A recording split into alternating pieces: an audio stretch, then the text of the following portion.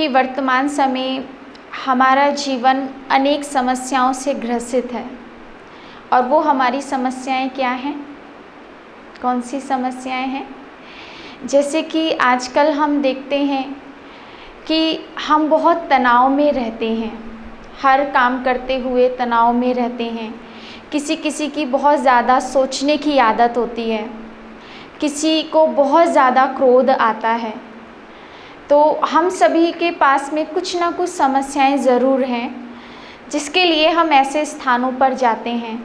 हम सोचते हैं कि हम कुछ देर के लिए मेडिटेशन सीखें, इस मन को शांत करें। तो उसी का ही माना मेडिटेशन का ही एक रूप है राजयोग।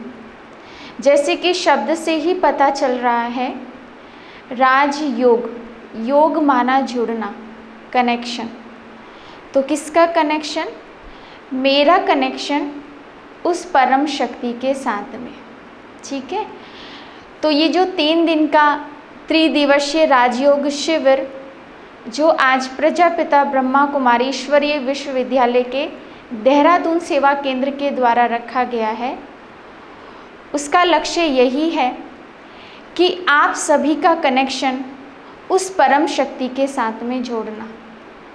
क्योंकि अगर हम ज्ञान की बात करें, ज्ञान सुनने की बात करें, तो आज वर्तमान समय अथाह ज्ञान है ना, बहुत ज्ञान। इलेक्ट्रॉनिक मीडिया के द्वारा हमें इतना ज़्यादा ज्ञान मिल रहा है कि आप एक बार मोबाइल खोल के देखो तो कितनी सारी ज्ञान की चीज़ें आपको मिल जाएंगी। लेकिन अंतर कहाँ है? ज्ञान हम बहुत सुन रहे हैं, हम बहुत सुन रहे हैं कि हमारी जीवन शैली कैसी होनी चाहिए, लेकिन फिर भी वो ज्ञान सुनते हुए भी हमारे जीवन में नहीं है। क्यों नहीं है? जानते हैं क्यों नहीं है? इतना ज्ञान सुनने के बाद भी ज्ञान हमारे जीवन में धारण नहीं है। क्यों नहीं है? क्योंकि हमारे पास इतनी शक्ति नहीं है कि जो अच्छी बातें, ज्ञान की बातें हम सुन रहे हैं, उसे हम अपने जीवन में धारण कर सकें। वो शक्ति भी वर्तमान समय हम मनुष्य आत्माओं के पास नहीं है।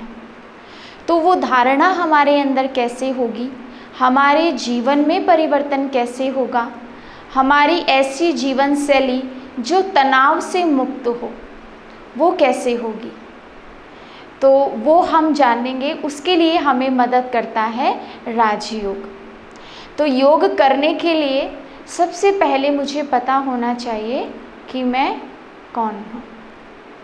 वैसे तो आप सभी जानते भी होंगे कि शरीर को जो चलाने वाली चैतन्य शक्ति है वो आत्मा है।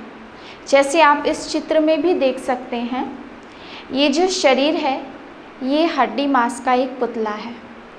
जब इस हड्डी मांस के पुतले में आत्मा प्रवेश करती है तब ये जीवन बनता है। माना शरीर की कोई वैल्यू नहीं है आत्मा के बिना, तो आत्मा की भी कोई वैल्यू नहीं है शरीर के बिना। दोनों ही चाहिए, आत्मा भी चाहिए तो शरीर भी चाहिए, तभी ये जीवन बनता है और हम जीव आत्मा अर्थात ह्यूमन बीइंग कहलाते हैं।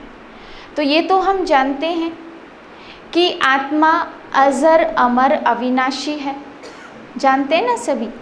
आत्मा जलती नहीं है, आत्मा गलती नहीं है, आत्मा को कोई मार नहीं सकता है। आत्मा एक शरीर छोड़ दूसरा शरीर धारण करती है। हम ये जानते हैं, लेकिन इसको मानते कितना है? क्या हमें कभी स्मृति में रहता है कि मैं ये शरीर नहीं, मैं तो आत्मा हूँ? जैसे कि एक बहुत बड़ा सत्य है, बहुत कटु सत्य है, मृत्यु। और हम सभी जानते हैं हम मरने वाले तो है नहीं। मरता कौन है? ये शरीर मरता है। आत्मा तो ये शरीर छोड़ेगी, दूसरा जन्म लेगी, दूसरा शरीर धारण करेगी। पर फिर भी हम कहीं ना कहीं डरते हैं, मृत्यु से डर लगता है, क्योंकि हम ये मानते नहीं हैं कि मैं आत्मा हूँ। हमें स्मृति ही नहीं है, हमें याद ही नहीं है कि मैं आत्मा हूँ। तो आत्मा शरीर के द्वारा कार्य करती है। आत्मा शरीर की 5 कर्मेंद्रियों के द्वारा कार्य करती है। आत्मा ही इन आँखों से देखती है, मुख से बोलती है, कानों से सुनती है। अगर शरीर में आत्मा नहीं तो ये आँखें देख नहीं सकती, कान सुन नहीं सकते और ये मुख बोल नहीं सकता। आप बहुत सरल शब्दों में इतना याद रखें कि इस समय मैं जो बोल रही हूँ, मैं भी आत्मा इस मुख के द्वारा बोल रही हूँ और आप सभी आत्माएं कानों के द्वारा सुन रहे हैं। तो आत्मा शरीर की कर्मेंद्रियों से कार्य करती है। उसके अलावा आत्मा की अपनी 3 सूक्ष्म शक्तियाँ हैं। आत्मा की पहली शक्ति है मन। पहली शक्ति और बहुत बड़ी शक्ति है मन। अब आत्मा की जो ये शक्ति है, इसके द्वारा आत्मा क्या करती है? इसके द्वारा आत्मा विचार करती है और आत्मा मन के द्वारा जो विचार करती है वो भी अनेक प्रकार के विचार करती है, जैसे positive thought, negative thought, waste और नेसेसरी। तो ये 4 प्रकार के विचार हर एक आत्मा के मन में आते हैं। दूसरी जो आत्मा की शक्ति है वो है बुद्धि। मन ने विचार किया और बुद्धि ने उस पर निर्णय किया और साथ साथ बुद्धि क्या करती है? विज़न बनाती रहती है, चित्र बनाती रहती है। जैसे कि मन ने, आप कहीं भी किसी भी स्थान पर बैठे हैं, आप बैठे दूसरे स्थान पर हैं और मन ने किसी और स्थान के लिए विचार किया, तो बुद्धि तुरंत क्या करेगी? उसका चित्र आपके सामने बना देगी। और कहते हैं जो भी मन के द्वारा विचार किया, माना जो भी हम मन और बुद्धि के द्वारा करते जाते हैं वही हमारे क्या बन जाते हैं? संस्कार बन जाते हैं। और वर्तमान समय जैसा अभी हम बात कर रहे थे कि आज जीवन में समस्याएं बहुत हैं, जैसे ओवर थिंकिंग, बहुत ज़्यादा सोचना, छोटी छोटी बातों में तनाव, डिप्रेशन, टेंशन। माना ये सब चीज़ें क्यों हो रही हैं? अब आपको समझ में आ गया होगा, क्योंकि मन वैसे ही विचार कर रहा है, बुद्धि वैसा ही विज़न बना रही है और वैसे ही संस्कार बन रहे हैं। अगर संस्कारों का परिवर्तन करना है तो उसके लिए क्या करना होगा? इस मन को अच्छे विचार देने होंगे, फिर बुद्धि विज़न बनाती रहेगी और वैसे संस्कार बन जाएंगे। माना ऐसे होता है विचारों का परिवर्तन। और इसमें राजयोग आपको बहुत मदद करता है अपने विचारों का परिवर्तन करने के लिए, क्योंकि मन के लिए कहते हैं ना, मन बेलगाम घोड़ा है, ये दौड़ते ही जाता है, दौड़ते ही जाता है। कोई भी नेगेटिव थॉट आपके मन में एक बार आ गया, आप कितना ही प्रयास कर लो उसको दबाने का, वो दबेगा। ये आप सबका, ये सबका अनुभव है। एक बार कोई गलत बात मन में आ गई तो उसको दबाना हमारे लिए बहुत मुश्किल होता है और वो इतना ज़्यादा क्रिएट होने लगते हैं थॉट्स, एक के बाद एक, एक के बाद एक, एक के बाद एक, एक के बाद एक। उसके बाद क्या होने लगता है? सर भारी होने लगता है, क्योंकि इस मन में उठने वाले विचारों को आप कभी भी दबा नहीं सकते हैं। क्योंकि इस मन की सबसे बड़ी विशेषता क्या है? ये हर समय सोचते ही रहता है। आप कितनी भी कोशिश करो इसको फुल स्टॉप करने की, ये नहीं होगा, क्योंकि इसका काम है सोचना, तो ये सोचते ही रहेगा। फिर क्या कर सकते हैं? तो राजयोग हमें मदद करता है विचारों का परिवर्तन करना, माना डायरेक्शन देना। आप मन में उठने वाले विचारों को अलग दिशा दे सकते हैं। जैसे कि कहते हैं ना, जब किसी के भी प्रति हमारे मन में कुछ वैसे विचार आ गए हों, मानो कुछ अनबन हो गई है आपस में और मन मुटाव हो गया है और उसके प्रति बहुत नेगेटिव थॉट्स मेरे मन में चल रहे हैं, तो उस समय कहते हैं आप ना अच्छी बातें याद करो। उस व्यक्ति के साथ में जो आपने अच्छे पल बिताए ना, उन बातों को याद करो, तो क्या होगा? कुछ टाइम के बाद आपका मन शांत हो जाएगा। माना उस समय भी क्या करना है? विचारों को दबा नहीं सकते, उसको एक दिशा देनी है। लेकिन हमारे पास उतनी भी शक्ति वर्तमान समय नहीं है कि विचारों को दिशा कैसे दें। तो वो भी आपको राजयोग मदद करेगा कि विचारों को दिशा देना कैसे है। ठीक है, तो इतना आप सभी को समझ आया कि आत्मा की 3 सूक्ष्म शक्तियाँ, मन, बुद्धि और संस्कार। मन का काम विचार करना, जो अनेक प्रकार से पॉजिटिव नेगेटिव वेस्ट थॉट। और मैं आपको एक सच में एक बात बताऊं, वर्तमान समय हम सबसे ज़्यादा जो थॉट्स क्रिएट करते हैं ना, वो नेगेटिव और वेस्ट करते हैं। पॉजिटिव हमें सोचना पड़ता है। आप देखो, हम लोग क्लासेस लेते हैं, हम लोग बहुत सारी चीज़ें, स्पीच सुनते हैं, बहुत मोटिवेशनल स्पीकर हैं जो हमें बताते हैं हमें पॉजिटिव सोचना कैसे है। नेगेटिव अपने आप आता है और पॉजिटिव सोचना हम सीख रहे हैं कि हमें पॉजिटिव सोचना कैसे, जबकि हम आत्मा की जो ओरिजिनलिटी है ना, वो पॉजिटिविटी ही है। लेकिन आज के इस वातावरण के कारण, नेगेटिव वेस्ट सोचने के कारण हमारे संस्कार वैसे ही बन गए हैं। तो आप चित्र के माध्यम से भी देख सकते हैं, जैसे नीचे गाड़ी दिखाई गई है ना, तो ये शरीर क्या है? मेरा ये शरीर गाड़ी है और इस गाड़ी का मैं आत्मा ड्राइवर हूँ। तो कहते हैं, मान लीजिए आप कहीं जा रहे हैं और आपने गाड़ी को तो अच्छे से चमका दिया, उसको पेट्रोल भी दे दिया, उसको सर्विस भी करा दी और ड्राइवर को खाने के तक के लिए नहीं पूछा, तो क्या वो ड्राइव कर पाएगा? नहीं कर पाएगा।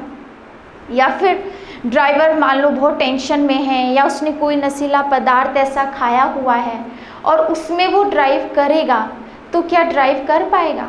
और ड्राइव करेगा तो कैसे करेगा? एक्सीडेंट करेगा। ठीक वैसे ही मैं आत्मा रूपी ड्राइवर इस समय अपनी सीट पर सेट नहीं हूँ, इसलिए आए दिन हमारे भी क्या होते रहते हैं? एक्सीडेंट होते हैं ना, सबके एक्सीडेंट। हमारे एक्सीडेंट क्या होते हैं? आपस में मनमुटाव हो जाता है, छोटी छोटी बातों पर इतना एकदम से टेंशन में आ जाते हैं, गुस्सा करने लग जाते हैं, हाइपर हो जाते हैं। तो ये भी क्या है? ये भी हमारे एक्सीडेंट है, क्योंकि इस समय में आत्मा रूपी ड्राइवर अपनी सीट पर सेट नहीं हूँ। माना मैं ये भूल गई हूँ कि मैं आत्मा इस शरीर का मालिक हूँ, मैं आत्मा मेरे मन की मालिक हूँ, मेरे बुद्धि की मालिक हूँ, मेरे संस्कारों की मालिक हूँ। लेकिन उल्टा हो गया, मेरा मन मेरा मालिक बन के बैठा हुआ है इस समय, मुझे अपने हिसाब से चला रहा है, मेरी बुद्धि मेरा मालिक बन गई है। और अब तो और ही अलग, मन अलग कहता है और बुद्धि अलग कहती है। हम यही नहीं सोच पाते हमें करना क्या है, हम क्या कर रहे हैं। तो फिर उसके बाद अब हमने पूरी तरीके से ये जान लिया, ये समझ लिया कि ये शरीर एक गाड़ी है और इस शरीर रूपी गाड़ी का मैं आत्मा ड्राइवर हूँ। मैं आत्मा इस शरीर का मालिक हूँ, ऑनर हूँ, मेरे मन का, मेरी बुद्धि का और मेरे संस्कारों का। अब आत्मा का स्वरूप कैसा है? आत्मा का जो स्वरूप है वो ज्योति बिंदु रूप है, पॉइंट ऑफ लाइट। और आत्मा इस शरीर में यहाँ भ्रकुटी के मध्य निवास करती है और यहीं से ही बैठकर पूरे शरीर का संचालन करती है। उसके अलावा ये जो शरीर है ये 5 तत्वों से मिलकर बना है। सभी जानते हैं ना, 5 तत्वों से मिलकर ये शरीर बनता है। और अगर इस शरीर में एक भी तत्व की कमी हो जाए तो क्या होगा? तो हम कितने बेचैन हो जाते हैं। मान लीजिए इसको हवा चाहिए, माना ऑक्सीजन चाहिए, और अगर शरीर में ऑक्सीजन की कमी हो गई तो हम कितने बेचैन हो जाते हैं। हमें बहुत प्यास लगी है, पानी चाहिए, तो जब तक पानी ना मिलेगा बेचैन रहेंगे। और जैसे ही पानी मिलेगा एकदम से कैसे लगेगा, पता नहीं कितना आज पानी पी जाएंगे। लेकिन जब पीते हैं तो जितनी शरीर को आवश्यकता है उतना पानी पीते हैं और उसके बाद रख देते हैं। माना जितनी इसको आवश्यकता है उतना इसको देना पड़ता है। ठीक उसी प्रकार आत्मा के भी 7 गुण हैं, 7 तत्व हैं, एलिमेंट्स हैं। वो कौन कौन से जानते हैं? अपने ही विषय में हम नहीं जानते। देखो, तो आत्मा के जो गुण हैं, सबसे पहले है ज्ञान। आत्मा को ज्ञान चाहिए, और ज्ञान भी कौन सा ज्ञान? अध्यात्म, अर्थात स्वयं का ज्ञान। मैं कौन हूँ, कहाँ से आए हैं, इस धरती पर आने का लक्ष्य क्या है, माना अपने विषय में संपूर्ण ज्ञान, और इस आधार पर मैं आत्मा कैसी हूँ, ज्ञान स्वरूप हूँ। आत्मा का जो दूसरा गुण है वो है पवित्रता। अपने ओरिजिनल रूप में हम सभी आत्माएं पवित्र स्वरूप हैं। तीसरा गुण है प्रेम। हम आत्माएं प्रेम स्वरूप हैं, ये हमारी ओरिजिनल गुण है। फिर दूसरा आगे है शांति, सुख, आनंद और शक्ति। ये 7 आत्मा के गुण कौन कौन से, ज्ञान, पवित्रता, प्रेम, सुख, शांति, आनंद और शक्ति। अब बताओ, जब शरीर में एक तत्व की कमी उसे इतना बेचैन कर देती है, क्या हम आत्माओं में हमारा आज एक भी गुण है? क्या हम ज्ञान स्वरूप, पवित्र स्वरूप, प्रेम स्वरूप हैं? माना जो भी हमारे पास आए उसे प्रेम की अनुभूति हो, है, सुख की अनुभूति हो, शांति की उल्टा हम ढूंढ रहे हैं, हमें प्रेम चाहिए, हमें शांति चाहिए, हमें सुख चाहिए। चाहिए नहीं, सब यहाँ है, सब है यहाँ पर।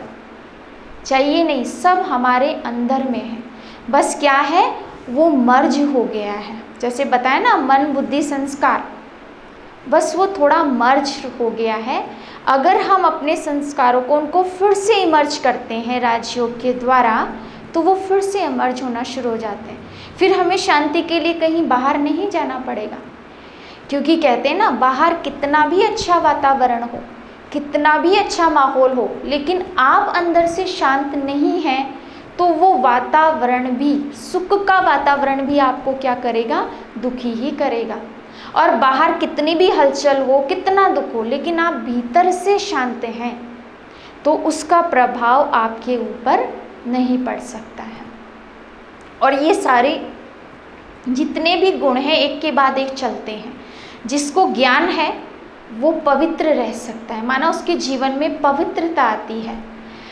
फिर जहाँ पवित्रता है वहाँ प्रेम है, जहाँ संबंधों में प्रेम है वहाँ सुख है, जहाँ सुख है वहाँ शांति है, और जहाँ शांति है वहाँ तो जीवन में क्या है, आनंद है। कहते हैं ना, अरे आनंद आ गया इस चीज़ से, तो वो आनंद की अनुभूति, अतीन्द्रिय सुख, अतीन्द्रिय आनंद, माना इन इंद्रियों से भी ऊपर वाला वो आनंद। कुछ नहीं है मेरे पास पर फिर भी मैं खुश हूँ, वो आनंद। और फिर है शक्ति, माना जब ये 6 गुण हैं तो मैं आत्मा कैसी हूँ, शक्ति स्वरूप हूँ, शक्तिशाली हूँ। और शक्ति में भी हम आत्माओं में 8 शक्तियाँ होती हैं।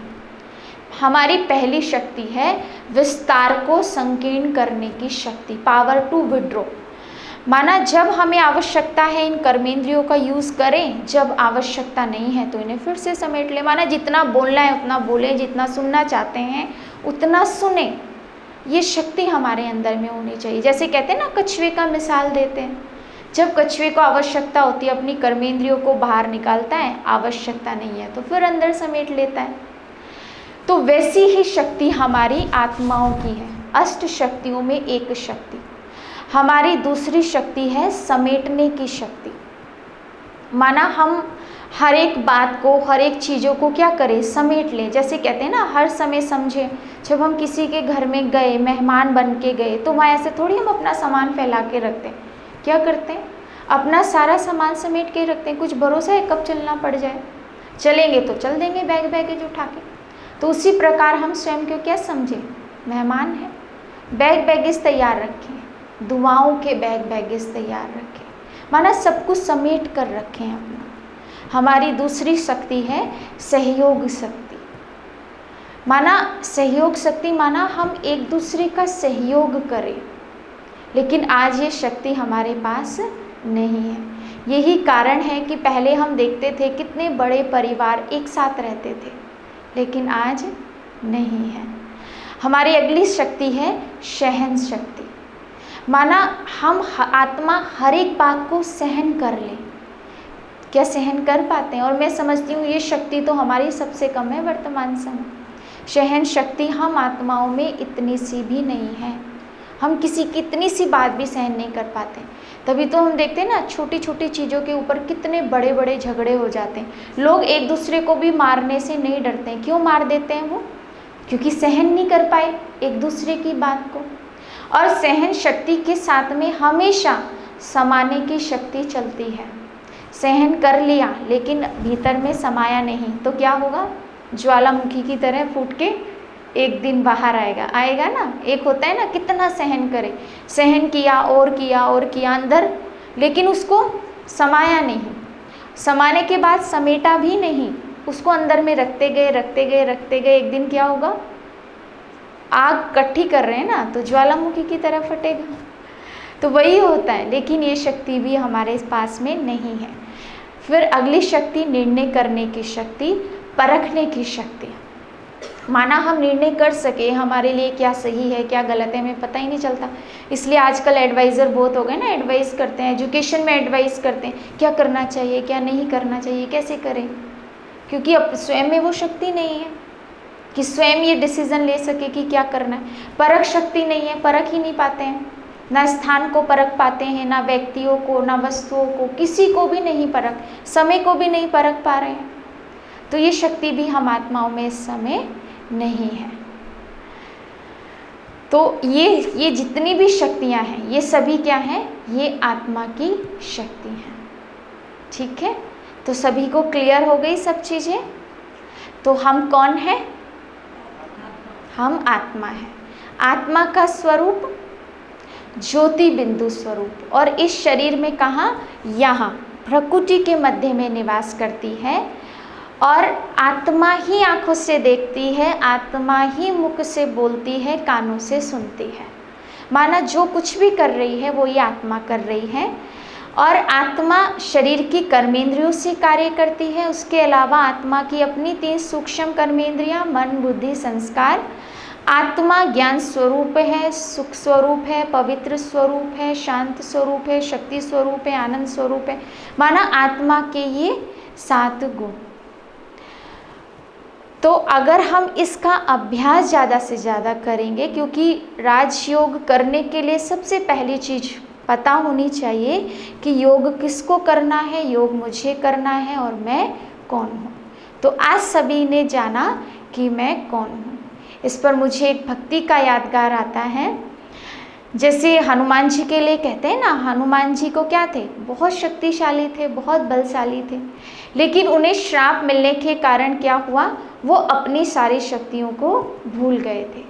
लेकिन जब उन्हें फिर से याद दिलाया गया कि याद करो तुम कितने बलशाली हो, तुम ये एक समुद्र तो क्या, इसके जैसे लाखों करोड़ों मतलब कितने समुद्रों को तुम एक छलांग में पार कर सकते हो, ये क्या है तुम्हारे सामने।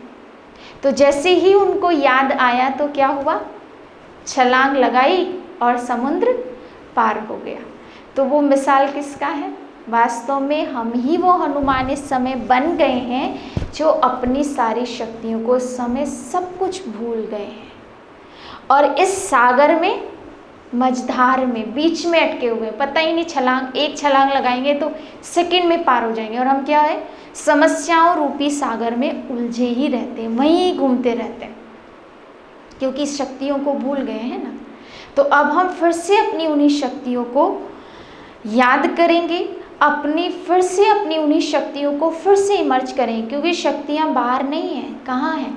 हमारे स्वयं के भीतर है। कहते हैं ना, अंदर में एक संसार है। अपने स्वयं के संसार में जाओगे ना तो बाहर का संसार कैसा लगने लगेगा? जैसा भीतर का संसार वैसा बाहर का लगने लगेगा। ठीक है, तो फिर से हम अब 3 दिन तक, अगले 2 दिन हम करेंगे। और जो भी आप सभी भी ये लक्ष्य रखेंगे कि जो भी आपको यहाँ पर कराया जाएगा उसको आप प्रैक्टिकल में ज़रूर करके देखेंगे। क्योंकि राजयोग माना 1 घंटे का योग नहीं, राजयोग माना 1 दिन का योग नहीं, राजयोग माना आपकी जीवन शैली वैसी बन जाए, ये आपके जीवन में नेचुरल नेचर बन जाए। अब दूसरी चीज़ कि हम आत्माएं आई कहाँ से हैं? माना मैंने स्वयं के विषय में सब कुछ जान लिया कि मैं कौन हूँ। अब मैं आत्मा आई कहाँ से हूँ? तो 3 लोक होते हैं। एक ये स्थूल लोक, जहाँ पर हम मनुष्य आत्माएं शरीरों को धारण करके पार्ट बजा रही हैं। परमात्मा कहते हैं कि इस समय ये सृष्टि क्या है, एक मंच के समान है, और इस मंच पर हम सभी आत्माएं शरीरों को धारण करके पार्ट बजा रही हैं, अपना रोल प्ले कर रही हैं।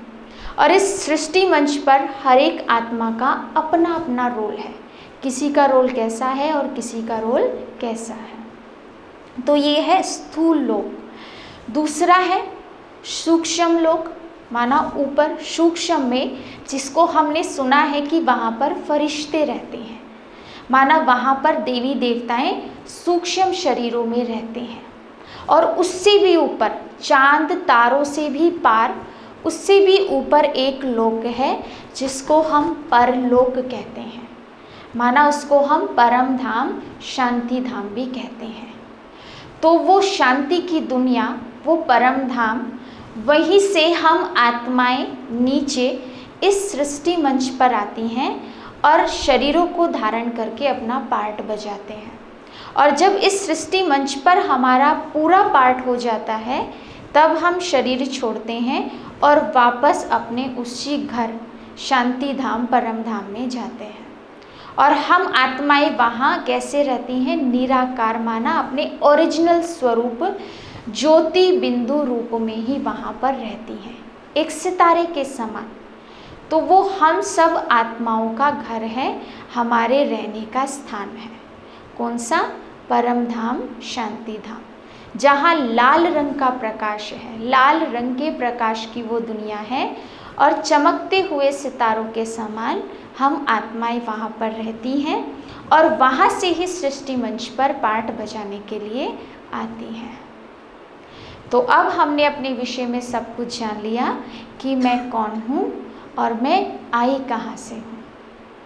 अब आगे कल हम जानेंगे कि वो परम शक्ति कौन है जिससे मुझे योग लगाना है, जिससे मुझे जुड़ना है, अर्थात भगवान, परमात्मा, ईश्वर, गॉड, अल्लाह, जिसको हम बहुत सारे नामों से जानते हैं। वैसे तो अगर हम भगवान की बात करें कि ईश्वर कौन है, भगवान कौन है, तो कहते हैं भगवान एक है। हम सब ने यही पढ़ा है, यही सुना है कि भगवान एक है। फिर भी आपने देखा होगा कि हर धर्म में अपना एक अलग भगवान है। और हमारे हिंदू धर्म में तो 33 करोड़ देवी देवताओं का गायन है ना, हिंदू धर्म में गायन। और मान लीजिए एक परिवार में 5 सदस्य हैं, तो पाँचों का अलग अलग भगवान है, माना हर एक अपने हिसाब से अलग अलग को मानते हैं। तो उनके लिए तो वही भगवान है। मान लो जो हनुमान जी को मानते हैं उनके लिए वो भगवान है, जो शिव को मानते हैं उनके लिए वो भगवान है, जो दुर्गा माँ को मानते हैं उनके लिए वो भगवान है।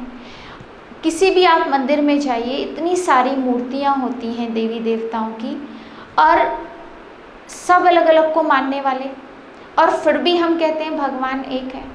हर एक अलग को मान रहा है, फिर भी हम कहते हैं वो एक है। कैसे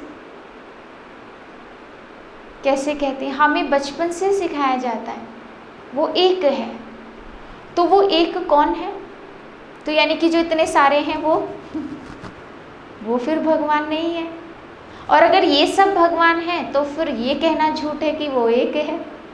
तो फिर वो एक कौन है जिसको हर धर्म स्वीकार करता है, हर धर्म मानता है? वो एक कौन है? क्योंकि परमात्मा से जुड़ने के लिए, भगवान से जुड़ने के लिए हमें उसका संपूर्ण परिचय होना बहुत आवश्यक है। कहते हैं ना, जिसका आपको परिचय नहीं है, क्या उसकी याद आपको कभी आएगी? नहीं आ सकती है। जिसको आप जानते ही नहीं है, उससे आप कैसे मिलेंगे, उससे आप कैसे जुड़ेंगे, कैसे अपना कनेक्शन उसके साथ में जोड़ेंगे? नहीं जोड़ सकते हैं ना। तो वो भगवान कौन है, वो परमात्मा कौन है, वो परम शक्ति कौन है, जिसको हम ईश्वर, गॉड, अल्लाह, इन सब नामों से जानते हैं, उसके विषय में हम कल जानेंगे। ठीक है? तो आज हम यहीं पर समाप्त करते हैं। कल फिर हम आगे बढ़ते हुए जानेंगे कि परमात्मा कौन है, किससे मुझे अपनी बुद्धि का कनेक्शन जोड़ना है। क्योंकि मैंने कहा ना कि हम आत्माओं में उतनी शक्ति नहीं है कि हम स्वयं के जीवन को परिवर्तन कर सकें, क्योंकि ये आत्मा क्या है, एक बैटरी के समान कार्य करती है। और कहते हैं एक बार बैटरी को चार्ज कर लो, उसके बाद पूरा दिन उसको यूज़ करते रहो। लेकिन बैटरी को चार्ज करने के लिए क्या होगा, पावर हाउस से कनेक्ट करना पड़ेगा। और पावर हाउस, वो पावर हाउस कौन है, जिससे मुझे अपनी आत्मा रूपी बैटरी को कनेक्ट करना है और इस आत्मा रूपी बैटरी को फिर से मुझे चार्ज करना है। ठीक है, इसके विषय में हम कल जानेंगे। अभी हम थोड़ी देर जितना भी आज हमने सुना, जितना भी हमने स्वयं के विषय में जाना, हम थोड़ी देर उसका अभ्यास करेंगे। ठीक है, तो यहाँ पर भी अभी मैं आपको अभ्यास कराऊंगी। फिर आप जब अपने घर में जाएंगे तो वहाँ पर भी जाकर आप इसका अभ्यास करेंगे।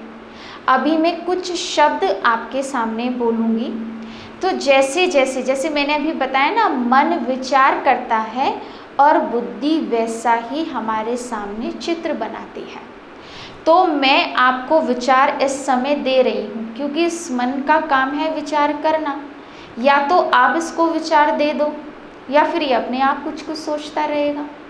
तो यहाँ से मैं विचार आपको दूंगी और आप स्वयं के मन को देंगे और वैसा ही चित्र अपने सामने बनाते जाएंगे। ठीक है, तो सभी अटेंशन से बैठेंगे।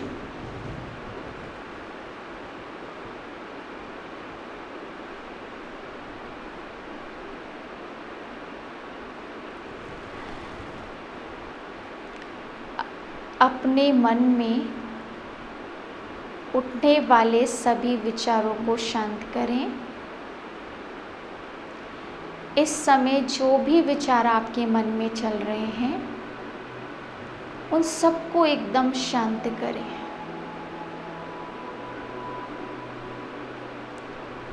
अब स्वयं को विचार दें,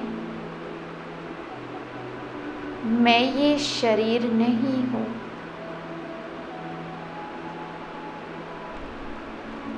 इस शरीर को चलाने वाली चैतन्य शक्ति आत्मा हूँ।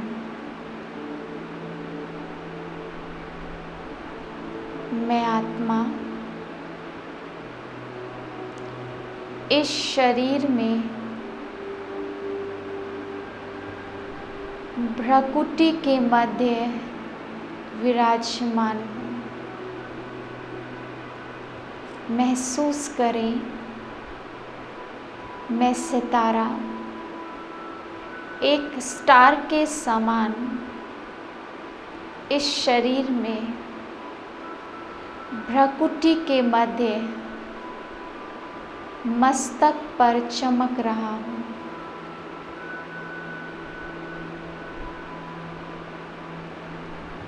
कुछ देर के लिए महसूस करें, मैं आत्मा भ्रकुटी के मध्य चमक रही हूँ।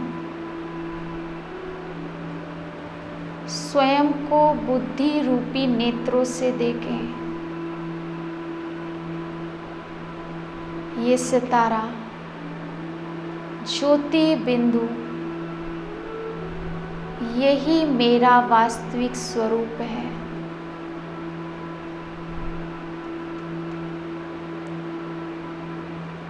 ये शरीर तो मेरा वस्त्र है।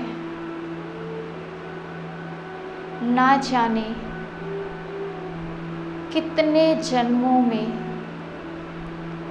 मैंने कितने वस्त्रों को धारण किया है। अनेक जन्मों में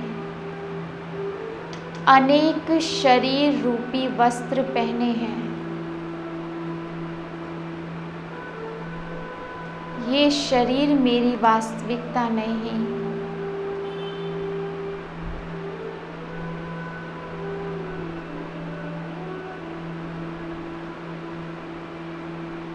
मेरी वास्तविक पहचान, मैं ज्योति बिंदु आत्मा,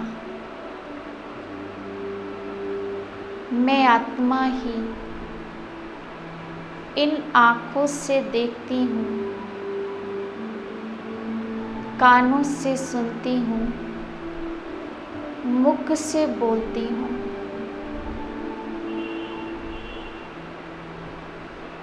इस शरीर की कर्मेंद्रियों के द्वारा कार्य करती हूँ। मैं आत्मा ज्ञान स्वरूप हूँ।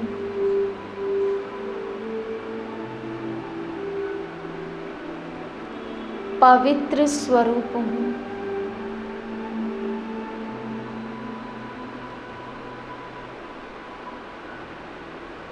प्रेम स्वरूप हूँ।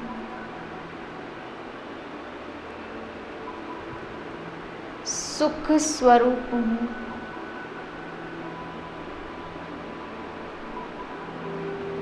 शांत स्वरूप हूँ।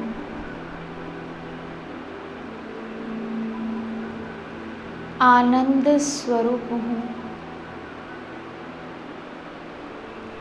शक्ति स्वरूप हूँ।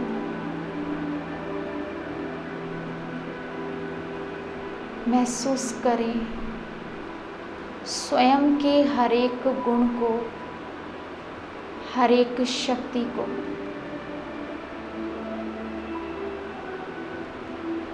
सुख, शांति, प्रेम, आनंद मुझ आत्मा के भीतर है।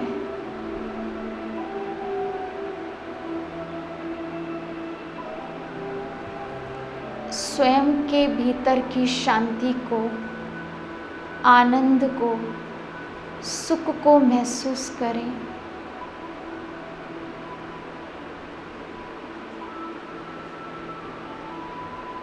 मैं आत्मा शांत स्वरूप हूँ। शांति मेरा स्वधर्म है।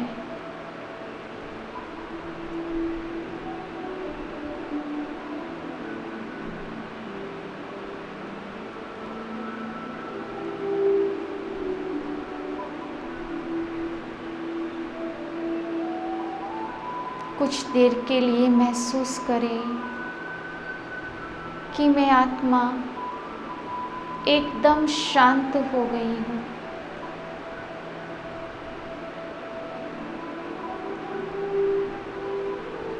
विश्लेषण करें, अब मैं आत्मा एकदम शांत हूँ।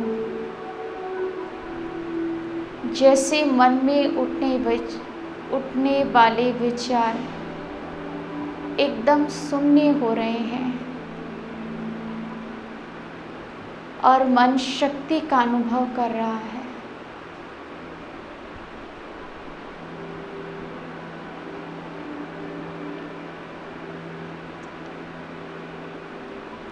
ओम शांति, ओम शांति, ओम शांति।